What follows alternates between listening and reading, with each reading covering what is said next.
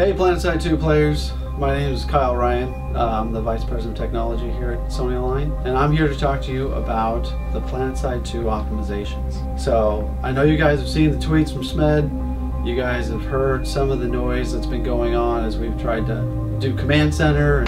Dude, I cannot wait to find out what happens on next week's episode of Operation Make Faster Game. Holy it's going to be amazing. I think it's probably going to make the game faster. What we're going to do is we're going to document this, just like we were talking about in Command Center last time. We're going to expose a little bit of ourselves, what we do and how we do it, talk about some of the specifics about the changes that we're making and how we're going to make PlanetSide run faster.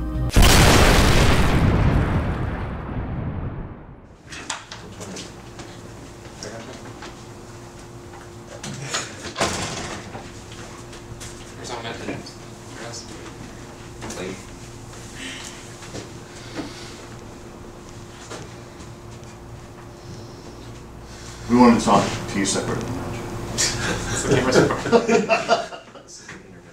You know what this is about.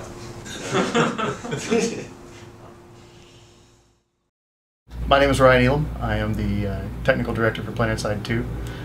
Basically the guy that goes to the scrums every day and listens to what's going on, what the guys are working on, what problems they're running into, channel those around to the various teams. There are a lot of teams working on this. They're all over the company. And we got to basically marshal all those forces together, make sure everyone's working on the thing that they should be working on, and if they run into any problems, make sure that we can beat those problems out of the way. All right, start with you. What's going on? We are continuing our optimization efforts in various fronts. One thing that I found after looking at the new AMP profiler is we are doing input processing on the HUD, even when the mouse is not visible. It's trying to find the topmost entity, so it's probably using some sort of recursive situation to do that every frame, and sometimes the hit can be as much as 0.3, 0.4 milliseconds. We don't need to do that. So I'm going to work with Josh on kind of only doing some of those checks on the swifts that are open if the mouse is out. So with a live game, a lot of times it's hard to actually find the time to break the leg before you can set it again. You know, because essentially you have a game where people are in it all the time. They expect it to work all the time. Every change has to be bookended so that it can be out and live quickly. And that just wasn't going to fly for some of the things that we needed to actually fix in this game. So we took a step back, we looked at where the frame rate was, we looked at the things that we needed to fix, and we said this is going to take serious time. And at that point, SMED said, you guys take the time. Everyone on the team, get behind making the game faster. This is Rich Jane, everybody. Hey. You got to make it fast too. Like usually people take like 20 minutes. I should have shaved. Should have shaved. Alright, so I was looking at some of the spikes in the overhead kind of timing block, and it turns out a lot of the spikiness that we think we see is actually just things that are in that big overhead pile of stuff happening not at frame level but at like 10 frames or 100 frames or 1,000 frames. So you'll get that kind of stuff as these things kind of kick off at different times. Yeah. So I try to break out that a little bit to smooth out the different timings, and lo and behold, a lot of the spiking just went away. So we're here today in the fishbowl where we often meet with the programmers to talk about the progress, what tasks are working, what's not working, what we need to do next. So today we're doing the last step of the packet analysis profiling tool, where we're going to convert the packet IDs that we have into a readable string. So it's easy if one pops up that you can tell exactly what packet is causing an issue. So also I'll put some telemetry tags and stuff like that.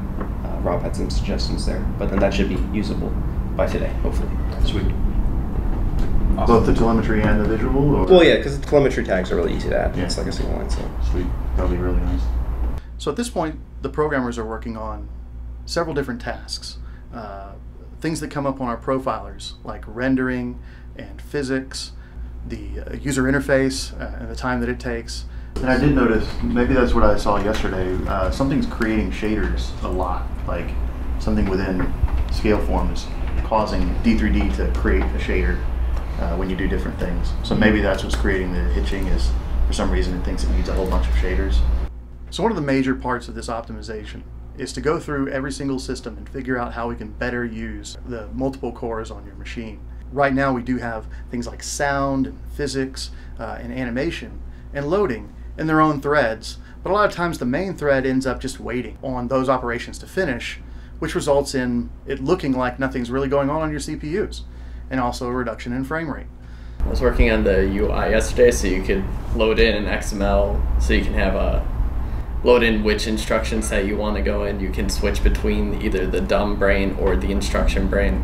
So in going through the various systems that take time on the main thread, we have found areas that were going to be a significant improvement in frame rate, but we're going to also take a significant amount of time to get done. And those are a lot of the things that, now that we have the time, we're doing. Yeah, I've gotten a quick look at our cache coherency so far, and it looks fairly good. I mean, there's not crazy amounts of cache bloat. We're not like doing the stupidest thing ever and looping the wrong way around a matrix or something like that all the time. Most of our L3 cache stuff is pretty minimal. We're hitting cache when we need to, it looks like. Nothing's ridiculously crazy. But I want to see if I can get an export of that as a baseline so we can see if we're changing that behavior as well. So anyway, we're going to have a lot more of these videos. You guys are going to see all aspects of this process. We know you've been very, very patient. We want to reward that patience with sort of a glimpse inside how we get this done. We want there to be no more secrets. We want you guys to be able to discuss facts instead of opinions. I mean, it's just in all of our best interest to get this information out to you. And now would you guys please go away?